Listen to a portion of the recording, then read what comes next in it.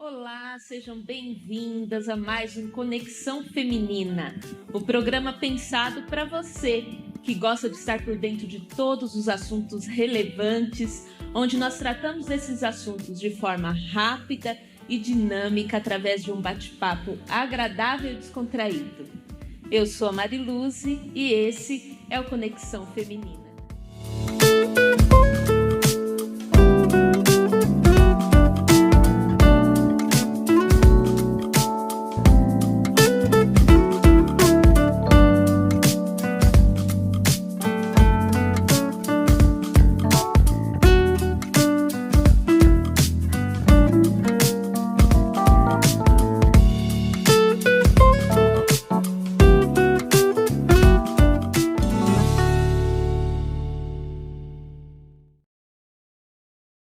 E antes de falar sobre o tema do programa de hoje, eu quero incentivar você a compartilhar o link desse programa com as suas amigas, com as suas conhecidas. Compartilhe com a sua família através do WhatsApp, através das suas redes sociais, para que mais pessoas tenham acesso ao nosso conteúdo.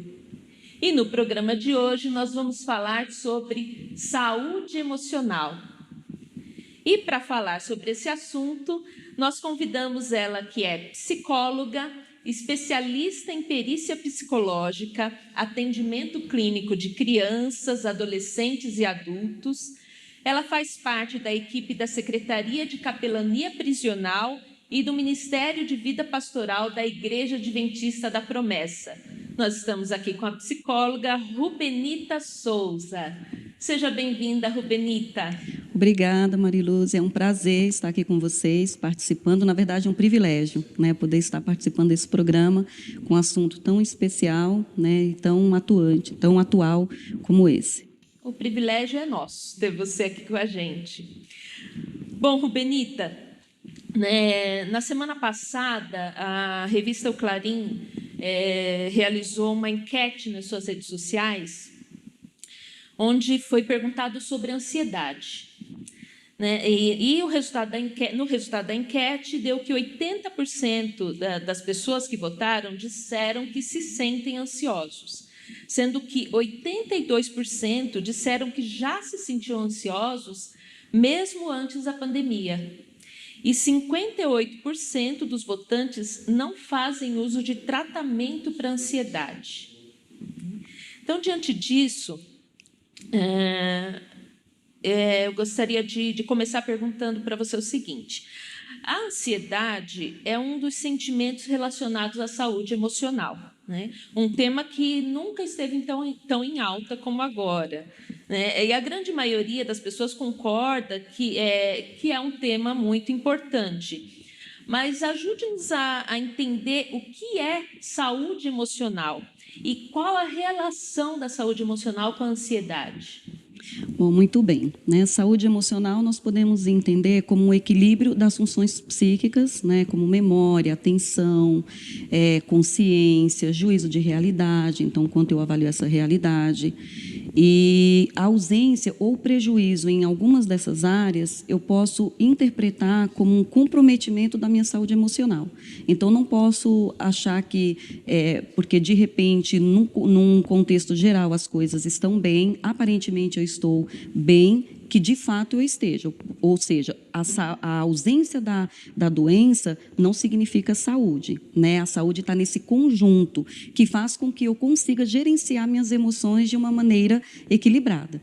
Então, como nós estamos vivenciando um momento em que as coisas não estão no controle de ninguém, né? Ninguém está no controle. E a ansiedade está ligada a esse medo, né, desse futuro que é incerto. Então, a pessoa que ela já tem um quadro de ansiedade, né, dentro da enquete, pessoas que já apresentavam um quadro de ansiedade, já normalmente é aquela pessoa que pensa no futuro de uma maneira negativa, então ruim, nunca é bom. A ansiedade é um fator natural, que nós vivenciamos isso. Nós ficamos ansiosos por aquilo que nós vamos vivenciar no dia seguinte, né? Talvez no mês seguinte. A gente pode ter uma ansiedade boa, vou viajar, então eu quero pensar, quero ver o que eu vou fazer, fico imaginando a viagem. Isso também é uma ansiedade, mas não quer dizer que seja ruim. Então, nem sempre a ansiedade é ruim. Isso, ela passa a ser ruim quando ela começa a comprometer esse meu gerenciamento dessas emoções. Então, ela pode fazer com que eu entre até no estado de pânico, por exemplo, se nós estamos, né, vivenciando uma situação de futuro, onde, infelizmente, a morte bate lá na porta, porque pode ser o seu vizinho, né, pode ser alguém muito próximo de você, pode ser alguém de dentro da sua casa, um problema que está real, ele não é fantasioso. E até a própria ansiedade frente a esse medo, a gente poderia até colocar, é natural. Nós temos medo porque é algo que relaciona, inclusive, a possibilidade, né, da inexistência da vida, né, da pessoa perder a vida. Mas como que isso vai se agravando? Porque aquilo vai tomando conta de mim de uma maneira que eu vou perdendo o equilíbrio dessas funções psíquicas. Então, eu começo a ficar mais alterado, eu começo a ficar mais preocupado, eu começo a perder, de repente, o sono, eu começo a não descansar, e aí o prejuízo ele vai começando a acontecer. Então, a ansiedade está 100% ligada a essa questão da saúde emocional, porque pessoas que já tinham, isso se potencializou, porque é algo que não está no controle dela, o futuro é mais incerto do que qualquer outra coisa hoje. Então, aquele futuro que já era fantasioso para ela, de incerto, mais ruim, o prognóstico ele é realista, né? Porque nós não podemos controlar isso. Então, a pessoa que já tinha isso, ela potencializou, e quem não tinha pode ter passado a desenvolver alguns quadros de ansiedade frente às experiências vividas mesmo. Então, conforme ela viveu a experiência ruim, né, estava todo mundo saudável, de repente alguém adoeceu na família, alguém veio, né, a falecer. Então, opa, se faleceu um, pode falecer o outro. Se aconteceu isso com um, pode acontecer com o outro. E aí esse gerador de ansiedade, fora as demais, né, preocupações, que a gente está falando só de algo bem específico da morte, mas tantas outras questões que envolvem essa situação atual. Normalmente, Rubenita, já existe uma sobrecarga natural sobre a mulher, né? E nesse período de pandemia, isso pode se agravar com toda a família junta em casa, crianças estudando em casa, muitas pessoas no home office, outros já até retomaram suas atividades, né, o que pode gerar um medo, preocupação, né, uma incerteza. Como cuidar da saúde emocional e de si mesma e também da família para não se sobrecarregar emocionalmente? Especialmente nós, mulheres. Só em pensar em que tem que cuidar da saúde emocional dela, da família, de todo mundo, já gera uma sobrecarga, né? Mas talvez pensar, primeiramente, na ideia do meu limite, né? Eu não sou supermulher nem na pandemia, nem fora dela. Toda supermulher, ela vai desenvolver algum problema, alguma dificuldade, algum prejuízo ela vai ter. Porque, humanamente falando, nós não conseguimos dar conta de tudo, mas algumas pessoas acham que conseguem. Essa necessidade do controle, de que as coisas estejam todas em ordem, ela é adoecedora, porque eu não trabalho com as variáveis, né? Eu trabalho com aquilo que é fixo. Então, vai dar certo, eu estou fazendo assim, vai funcionar, mas aí você tem uma casa o tempo inteiro povoada. As casas, nem todas as casas são grandes, onde cada um vai para o seu quarto e fica ali, a mãe está na cozinha, tem a sala disponível, não, às vezes é um computador para resolver a escola de todo mundo, são muitas situações que vão acontecendo dentro desse ambiente que está povoado agora. As relações que, de repente, já não eram tão boas, elas passam a acontecer aí, entrar em dois caminhos, né? Ou elas vão ficar boas, nós já ouvimos isso, alguns depoimentos de pessoas que melhoraram suas relações, e outras que aí virou um pandemônio mesmo, porque se já não tinha conversa em casa, se já não tinha diálogo, então imagine agora com o tempo de sobra todo mundo junto. Então, o tempo do conflito também aumentou. E aí, de repente, você tem uma mulher em casa que já conseguiu organizar a sua rotina. Essa rotina sai absolutamente fora daquilo que ela tinha programado. Então, isso para ela talvez já seja algo que ela vá tentando equalizar. Nesse tentar equalizar, ela pode se perder mais ainda. Se ela já era assim, então isso vai potencializar. Então, ela precisa achar rotas de fuga, né? Então, ela vai precisar parar, porque a gente volta lá na questão anterior, né? No equilíbrio, no gerenciamento. Então, estou percebendo que estou perdendo um pouco, pera lá, deixa eu tentar aqui me organizar, porque assim eu não vou conseguir, né? Tentar priorizar o que realmente precisa ser priorizado, aprender a compartilhar, porque se ela já tinha uma tarefa com todo mundo fora e ela conseguia sozinha ali se organizar é uma coisa, ou ia trabalhar, voltava, já sabia o que ia fazer, agora não tem, porque com pessoas em casa nós temos as variáveis, as pessoas se comportam de maneira diferente. Né? Um dia um está com mau humor, o outro dia um está de outro jeito. Então, essa mulher, se ela for tentando fazer isso o tempo inteiro, ela realmente vai se perder. Então, ela precisa parar. Ela precisa pensar no que ela pode fazer na rota de escape, o que ela pode fazer que dá sentido para ela. Porque se ela só for fazendo para o outro, ela vai se perdendo nessa questão de algo fazer sentido para ela. Ela precisa ter um momento dela, todos nós precisamos, do momento em que a gente para, do momento em que a gente reabastece, porque a bateria ela vai sendo usada, ela pode até ter uma longa duração, mas um dia ela acaba, um dia ela começa a apresentar problemas. Então, quando ela apresenta problema, não sobra outra coisa, senão ou recarrega ou você tem que trocar. Para isso, a gente precisa conhecer nossos limites, né? Perfeito, exatamente. Além dessa sobrecarga, né, que nós já sofremos, muitas vezes até porque nós nos sobrecarregamos, né? Nós, principalmente nós mulheres, nós temos visto muitas famílias, né, como você já falou aqui, perderem seus entes queridos, né? Ou vê-los adoecer, outros perdendo seus empregos, né? Seu sustento. Esse cenário de incertezas, ele pode também abalar a nossa saúde emocional, né? Como perceber que a minha saúde emocional pode estar abalada e o que eu devo fazer, né? E como identificar isso também em outras pessoas para ajudá-las a superar essa fase? Então, o que eu preciso pensar? Quando eu me conheço, às vezes, mesmo eu me conhecendo, embora o caminho seja esse, né, o autoconhecimento, porque aí eu consigo prestar atenção que alguma coisa já alterou. Por exemplo, nós mulheres, no período menstrual, nós não percebemos no período pré-menstrual? A gente já não antena que, olha, peraí, já estou meio irritada, tem alguma coisa, né, já está aí para chegar. Então, passamos por essa situação. Se eu estou vindo num movimento que está ok, mas eu estou percebendo que algumas coisas começam a acontecer.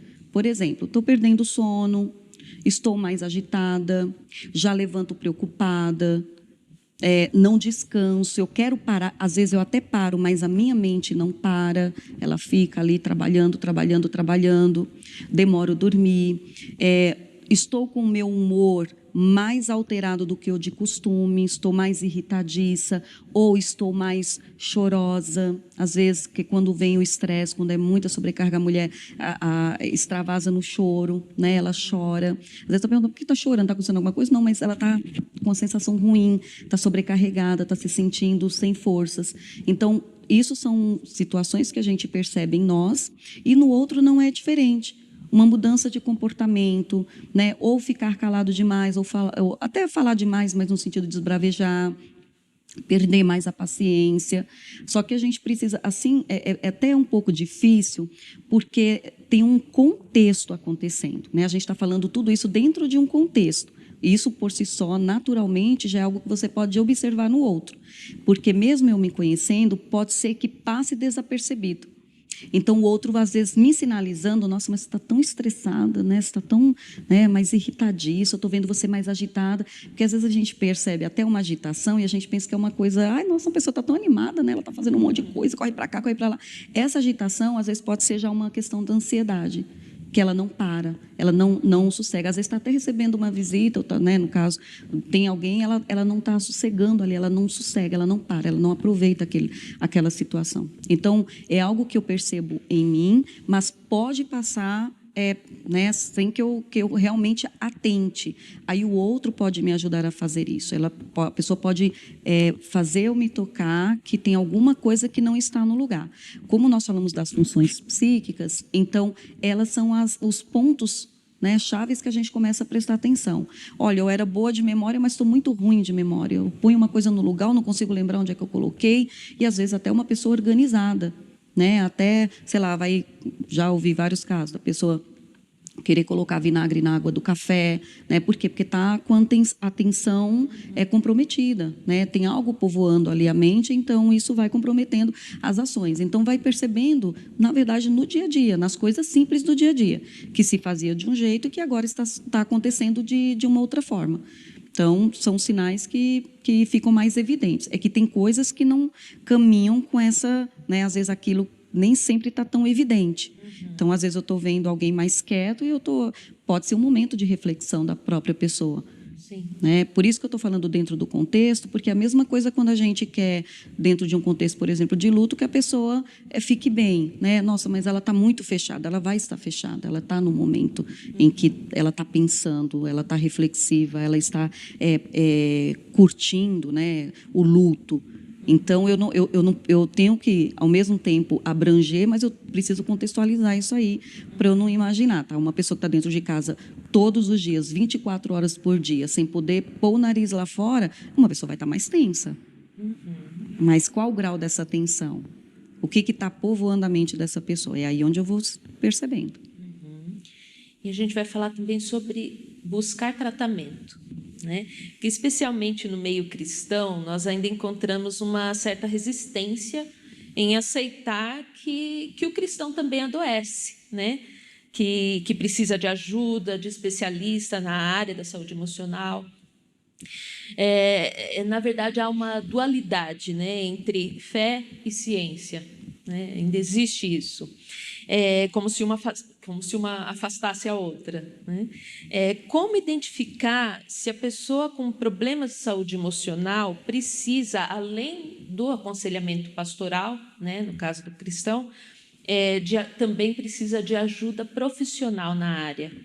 Como identificar isso e como orientar a pessoa em relação a isso? Muito bem. Nós ainda, apesar da modernidade, apesar do conhecimento estar tão ampliado, hoje qualquer pessoa pode abrir uma internet, aí, procurar entender o assunto, ver o assunto, mas, infelizmente, ainda no meio cristão, nós encontramos ainda muita resistência. Né? Muita doença escondida atrás da fé. Então, eu não busco, eu sou de oração, como se adoecer emocionalmente fosse uma fraqueza. E a gente esquece assim que o cérebro ele é um órgão. E como todo e qualquer órgão adoece, ele também pode adoecer. Ele tem funções como os outros também têm. E pode ser que algumas dessas funções fiquem comprometidas. Então, esse tabu, essa resistência tem feito com que muitas pessoas estejam muito adoecidas dentro da igreja, né, se mantendo num quadro de adoecimento, de uma evolução negativa, né, disso ficar num estado muito pior, porque não conseguem compreender. É aquela história do não sei, né, não quero saber e tenho raiva de quem sabe. Porque é isso que eu estou falando. Se for buscar o conhecimento, se for, talvez, só tentar entender do que se trata, o que é ansiedade, o que é a depressão, quais os tipos de depressão que tem. Quando fala depressão, é alguém que já está estagnado. Então, quando eu entendo isso, talvez abra-se a mente. Quando se faz um aconselhamento e a pessoa não conseguiu fazer a modificação do comportamento, então significa que ela não está conseguindo mesmo. Que ela já sozinha ela não dá conta dessa mudança, porque no aconselhamento vem as orientações também, né? Então, se a pessoa está sobrecarregada, organiza, né, a sua agenda, tal, vê, né, o que é prioridade, ok. Você explicou, você mostrou um caminho, mas como que ela está internamente? ela está conseguindo fazer essa mudança? Então, quem está aconselhando está percebendo, está atento. Quando ela começa, aí a gente volta no que, né, foi dito. Então, quando ela começa a apresentar sinais nessas funções, né, a gente fica até um pouco mais assim na questão do sono, porque ele é muito comprometedor das nossas outras funções. Né? Então, uma pessoa fala assim, estou com problema de atenção, às vezes não está com problema de atenção, está com problema do sono, né? Porque o sono compromete a atenção. Então, no outro dia, ela vai estar, eu estou mal-humorado. Não é porque está mal-humorado, é porque você dormiu mal. Então, não é porque você está mal-humorado porque tem uma coisa acontecendo. Tem uma coisa, mas é o sono, é a ausência desse sono. Então, eu vou percebendo nesse aconselhamento o que essa pessoa... como que ela está dentro do seu gerenciamento de emoções. Está muito nervosa, está jogando as coisas na parede, sei lá, está tendo alguma reação que normalmente não tinha, está chorando mais vezes. Não, mas eu choro, às vezes, na hora da oração. Mas esse não está aproveitando também a hora da oração para, né, extravasar. Ótimo, beleza. É um lugar que a gente precisa ter mesmo. Mas, às vezes, eu não estou usando só lá. Né? Então, eu seguro tudo, eu fico retendo tudo. Então, quem está aconselhando vai precisar ter um olhar mais atento. Por quê? Porque quando a pessoa vai para uma avaliação psicológica, o profissional ele tem uma habilidade, né, dentro da sua função de perceber nuances, detalhes, que talvez dentro de um aconselhamento pode ser que a pessoa, por mais que ela tenha compreensão, ela não alcance, ela não tenha. Né? Ela pode ter uma profundidade naquela área, mas pode ser que escape alguma coisa. Desculpem, que ela não está percebendo que aquela pessoa já está num grau em que ela precisa buscar ajuda. Então, como que eu posso fazer isso? Mostrando que não é um bicho de 7 cabeças.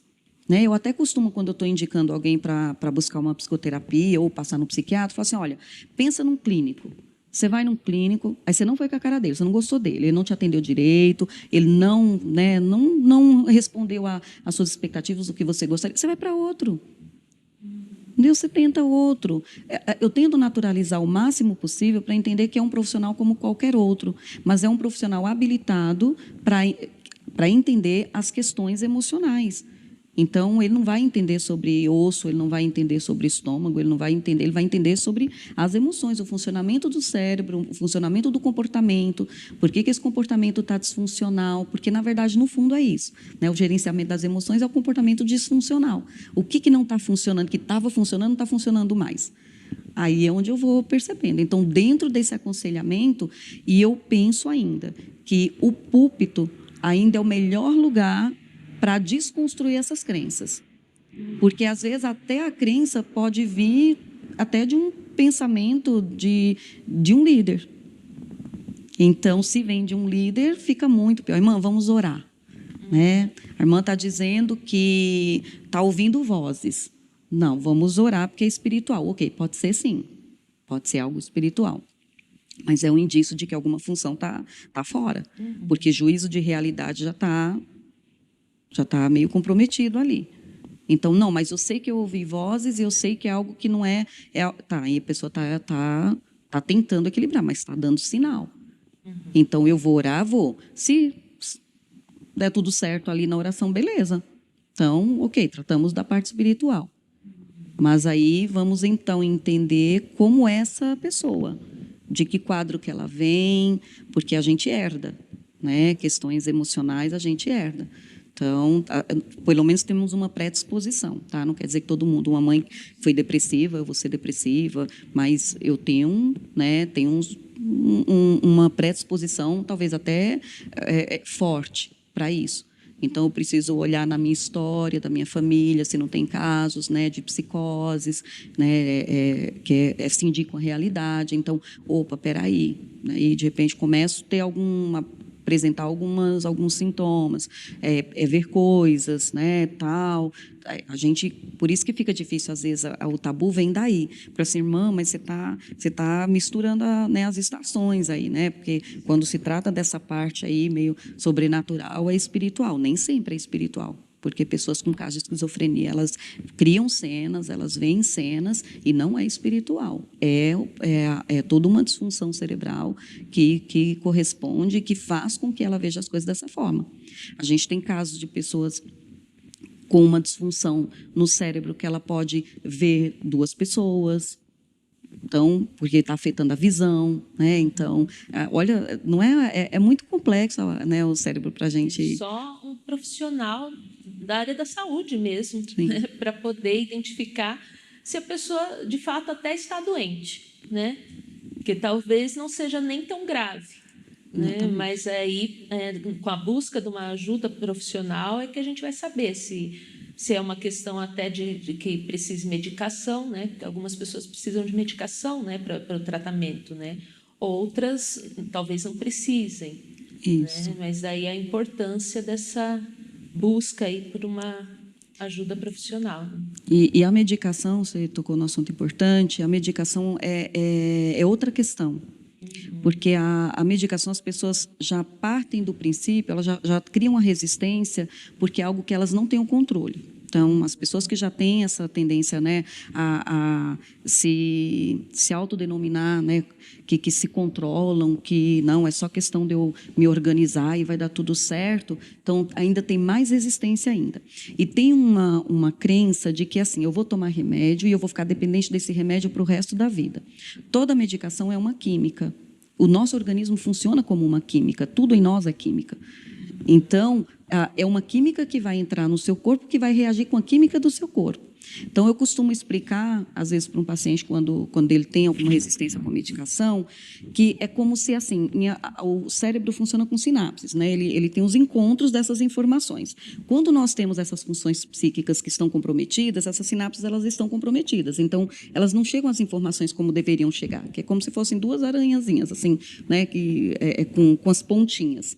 Aí eu costumo falar que a medicação, ela vai como uma fita isolante. Sabe quando você tem um fio desencapado que começa, às vezes, numa casa que fez a fiação lá e o fio está lá e começa a dar curto, né? Ele vai encostando ao curto, ele afasta e fica bem. Aí, daqui a pouco, ele vai encosta de novo. A medicação é como se fosse uma fita isolante. Ela isola, porque se a pessoa que vai em busca de uma ajuda, até mesmo dentro do consultório, mas que as funções psíquicas dela estão muito comprometidas, ela perde a capacidade de conseguir usar toda a situação da terapia para poder promover a mudança de comportamento. Ela não consegue, porque imagine uma pessoa que está depressiva, né? Ela tá com um grau de depressão. Ela está lá, tudo que você falar, ela está vendo tudo negro, tudo cinza. Você não consegue mover ela daquele pensamento, porque tem uma química no cérebro dela que está funcionando de um jeito, em uma baixa de uma produção de um hormônio que faz com que ela se sinta assim. Então, se ela tomar medicação, é como se ela estivesse faltando ferro no organismo dela e ela tomasse uma medicação para ferro. Então, ela vai ter o ferro e aí ela não vai ter mais a anemia. É nesse modelo. Então, aí tem todas as situações de graus. Então, a medicação a pessoa vai tomar, mas o mesmo profissional que vai inserir essa medicação é a mesma que vai tirar. O que acontece é que as pessoas se assustam, às vezes, com a reação da medicação, porque, de repente, a medicação pode não funcionar aquela, mas ele vai voltar, o médico vai trocar a quantidade, vai trocar, às vezes, até o tipo de remédio. Às vezes, um engorda, o outro dá um pouquinho de tremor, né? Mas, depois de uns 15 dias, isso se acomoda.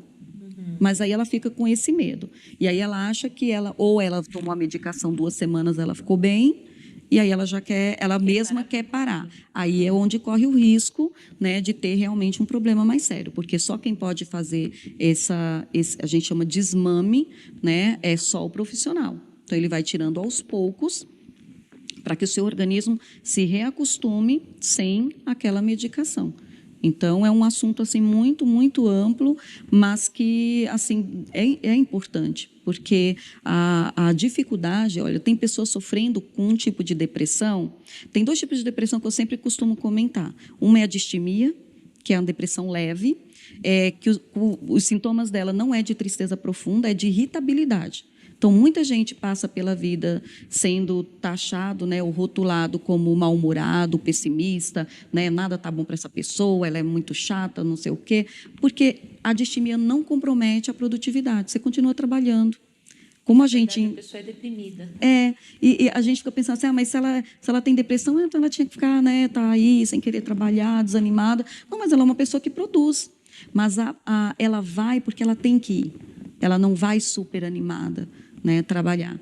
E a depressão atípica, que é uma depressão em que a pessoa, horas, ela pode ter picos de reações assim, né, de bem-estar, mas daqui a pouco ela volta para o estado natural da depressão. Aí a pessoa fala assim, nossa, mas como pode? Tava rindo agora já está chorando? Não é bipolaridade, polaridade é outra coisa. Mas, estava rindo agora. Então só ri quando, né, só fica bem quando uma coisa, né, é interessante para ela. Não, é depressão atípica. E quem pode diagnosticar isso? Só um profissional, só um psiquiatra. Certo. Ô, Benito, o papo está muito bom, mas já está chegando ao final do nosso programa. Eu queria propor para você um jogo rápido, de perguntas rápidas, respostas rápidas, só para o nosso público te conhecer melhor. Pode ser? Pode. Então, vamos lá. Um filme. Uma Linda Mulher. Um livro. Uma Vida com Propósito. Propósito. Um lugar inesquecível para você. Foz do Iguaçu, as Cataratas. Lindo. E o lugar preferido de oração? É a minha sala. Sua sala. Porque o sofá é baixo, tá? Então... É bom para ajoelhar. Para ajoelhar e ficar ali. Benita, muito obrigada pela sua presença aqui. Obrigada pelo bate-papo, que foi muito bom. E espero poder contar com você mais vezes no nosso programa, sempre trazendo esse conteúdo bacana, nesse bate-papo agradável. Muito obrigada mesmo. Eu que agradeço a oportunidade. Foi um prazer enorme mesmo estar aqui com vocês, né, de poder falar desse tema. Então, só tenho a agradecer mesmo. Foi muito agradável, gostei muito e muito obrigada. Deus te abençoe. Amém.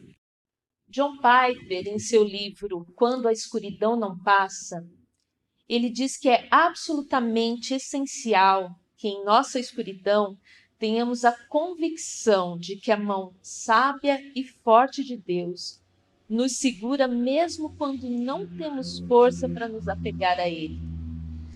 O Senhor Jesus, Ele conhece a sua angústia, Ele conhece a sua dor. E Ele conhece não só porque conhece o teu íntimo, mas porque enquanto aqui viveu, Ele também sofreu angústia e dor. Ele sabe o que é isso. Então, como diz o salmista, que nós possamos entregar tudo ao Senhor, confiar nele, que certamente Ele está cuidando de tudo. E antes de encerrar o nosso programa de hoje, eu quero falar para vocês sobre a nossa revista O Clarim. Se você ainda não adquiriu a nossa nova edição, procure a editora, ligue no telefone que está aí abaixo na sua tela, ou acesse o nosso site e adquira o seu exemplar da nossa revista, que está ótima, excelente, com matérias realmente maravilhosas e edificantes. E nós ficamos por aqui. Curta também as nossas redes sociais do Ministério de Mulheres, no Facebook, no Instagram, e participe sempre conosco, siga as nossas redes, o nosso conteúdo, aproveite que temos bastante conteúdo bom e edificante nas nossas redes sociais. Ficamos por aqui hoje, até o próximo programa.